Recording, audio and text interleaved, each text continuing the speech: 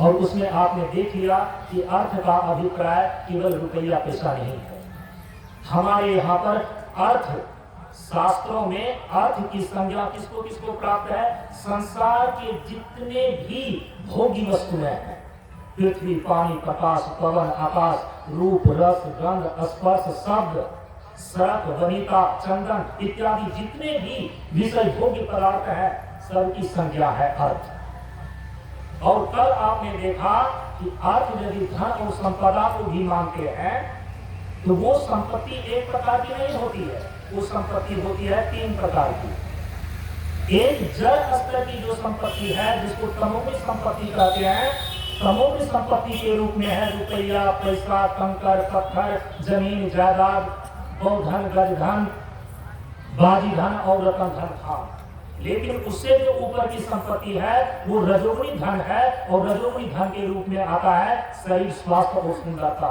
लेकिन उससे भी ऊपर जो सतोगुणी स्तर का धन है, सबसे उत्तम धन है विद्या धन। उद्यम बिना कहो जी पावे कौन, बिना बुलाए ना मिले जो पंखा का कौन। ज्ञान, गुण और चरित्र, ये जो दैवीय संपदा है, ये सबसे उत्तम धन है। ठीक है, यदि उत्तम धन जो ज्ञान, गुण और चरित्र है, इससे जो व्यक्ति धनवान होता है उनके पास रुपया पैसा रहे या ना रहे, लेकिन उनका प्रभाव सबसे ज्यादा होता है। आप इस बात को ध्यान में रखना। जिनका ज्ञान, गुण और चरित्र इससे धनी है, उनके पास रुपया पैसा, कंकर, पत्थर रहे या नहीं रहे, फिर भी वह पूजनीय होता है, फिर भी आदरणीय होता है। एक परिवार, एक सन्यासी के पास क्या होता है? कुछ नहीं। लेकिन हमारे समाज में सदियों से लेकर के, प्राचीन काल से लेकर आज तक ऐसे अकिंचन सन्यासी महापुरुषों को इस समाज ने हमेशा मस्तक पर बैठा कर रखा है, सबसे ऊंचा स्थान दिया है, जो कि राजा महाराजा को भी नसीब नहीं होता।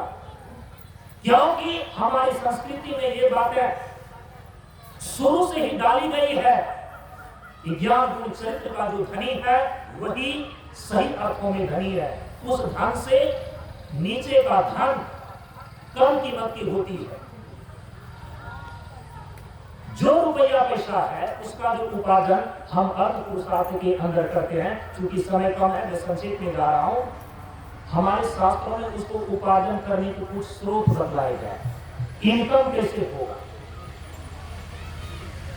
हमारी इकोनॉमी जो हमारी अर्थव्यवस्था है घर की, हमारे समाज की और हमारे राष्ट्र की, वो मजबूत कैसे होती है? तो हमारे शास्त्रों में, अर्थशास्त्र में, धर्मशास्त्र में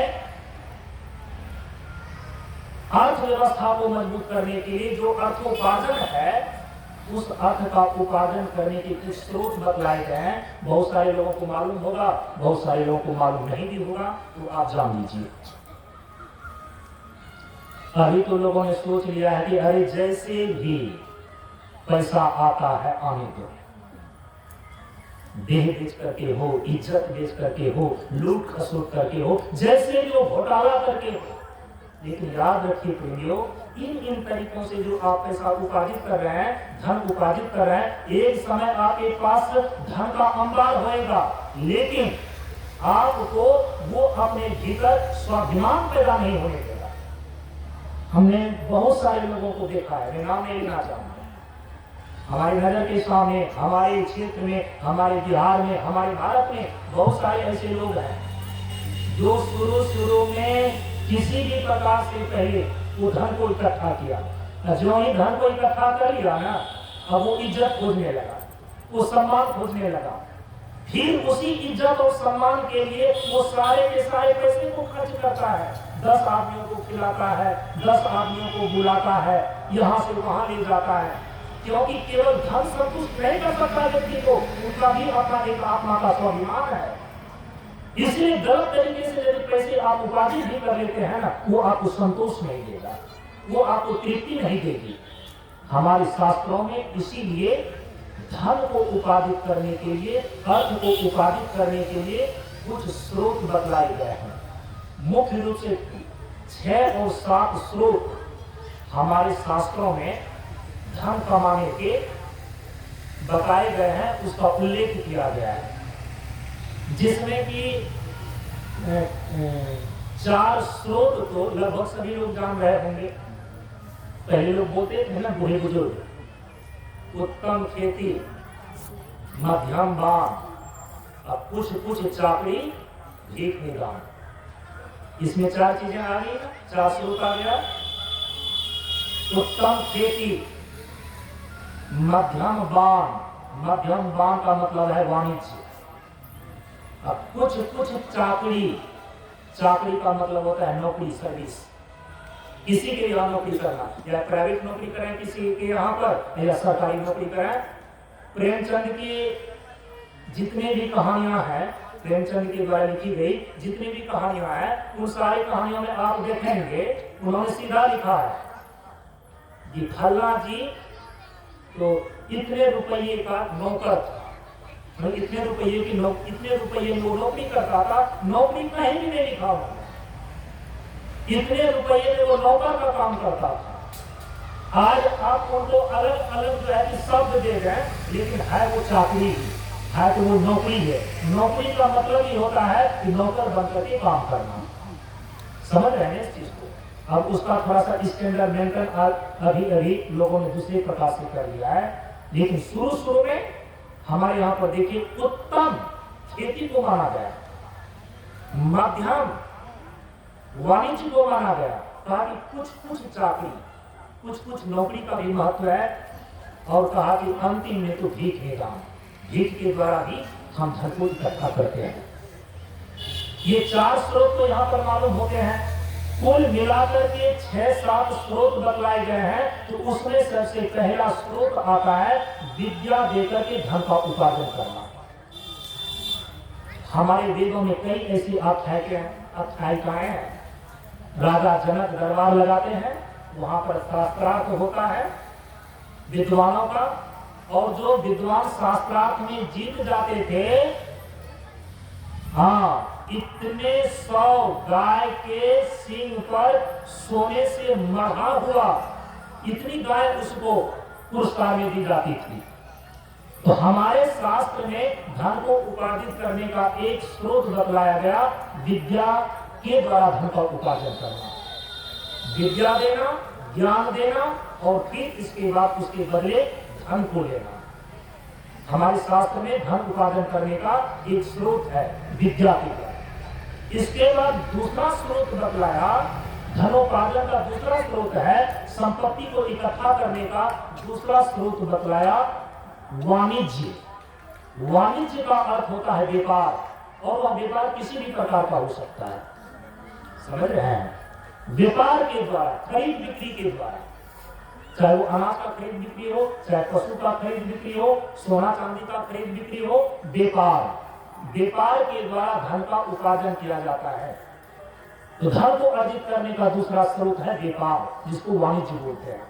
हमारे शास्त्रों में तीसरा स्रोत बतलाया गया धन को इकट्ठा करने का, उसको बोलते हैं कृषि, खेती बाड़ी। इतने बड़े बड़े फॉर्म, सोचिए अभी तो बड़े बड़े उद्योगपति जो है ना, पता चलता है उनके इतिहास से कि ऐसे ही उद्योगपति नहीं हो गए। अभी भी जाकर के देखते हैं कि बिरला फार्म हरिद्वार में है, टाटा बिरला उद्योगपति है, लेकिन वे लोग भी उस पैसे से लेकर के इतने बड़े बड़े खेती के लिए फॉर्म खरीदे पहले, और फिर उसी से आज तो देख लीजिए जमीन की खरीद बिक्री में जितनी आमदनी है वो किसी में नहीं है। तो खेती का खरीद बिक्री करना तो व्यापार के अंदर आएगा, लेकिन खेती को करना, उसमें उपजाना, इसको बोलते हैं कृषि। तो कृषि एक तीसरा स्रोत है धन के उपार्जन का। और चौथा स्रोत हमारे यहाँ पर शास्त्रों में बतलाया गया कि धन को उपार्जित करने का चौथा स्रोत है पशुपालन। और पशुपालन के नाम पर आज गौ पालन कम होता है, मुर्गी पालन सबसे ज्यादा आदमी कर रहा है, मत्स्य पालन आदमी ज्यादा कर रहा है। जो भी हो, चाहे मत्स्य पालन हो, मुर्गी पालन हो, बकरी पालन हो, मुर्गा पालन हो, लेकिन पशुपालन को भी हमारे शास्त्र में धन को इकट्ठा करने का एक निश्चित स्रोत बतलाया गया है, निश्चित किया गया है। चौथा हुआ कि पांचवा हुआ? चौथा हुआ। चौथा स्रोत है। और इसके बाद जो पांचवा स्रोत है, वो पांचवा स्रोत है जो कि अभी बोलते हैं नौकरी। नौकरी करना। इसके बाद एक छठा स्रोत भी हमारे शास्त्रों में बतलाया गया है धन को उपार्जित करने के लिए, और उसको बोलते हैं कुसीद। शास्त्र की भाषा में कुसीद, और आपकी भाषा में बोलो कि उसको बोलते हैं ब्याज, इंटरेस्ट। ये शास्त्र में बताया गया, लेकिन यहां पर मैं आपको बता दूं, अभी तो बैंक आपसे पैसा लेकर के इंटरेस्ट देती है। कुछ लोग जो है कि गांव में पहले जो है कि गंगा लोग और मुनि लोग जो है कि सबसे ज्यादा जो है कि ब्याज पर पैसा लेन देन करते थे।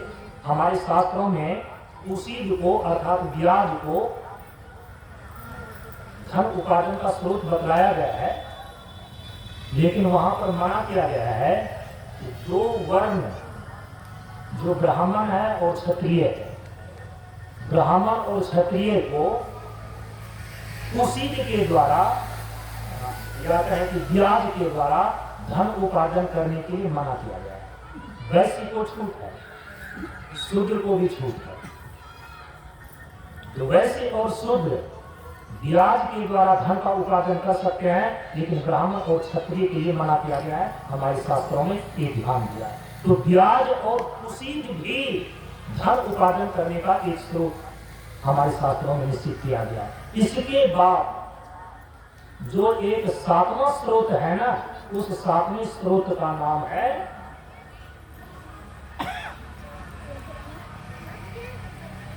भिक्षा। भिक्षा न भीख मांग करके भी धन को अर्जित किया जा सकता है। ब्राह्मणों के लिए, सन्यासियों के लिए भीख मांगना अधिकृत किया गया है। क्षत्रियों के लिए और वैश्य के लिए भीख मांगना वर्जित है। लेकिन जो सन्यासी हैं, जो ब्राह्मण हैं, वो भिक्षा वृत्ति के द्वारा भी धन का उपार्जन कर सकते हैं। और कहीं कहीं पर जो परिचर्या या टहल है, उस सेवा के अंदर ही ले लेना चाहिए। ये 7 स्रोत हमारे यहाँ पर धन उपार्जन करने के बताए गए।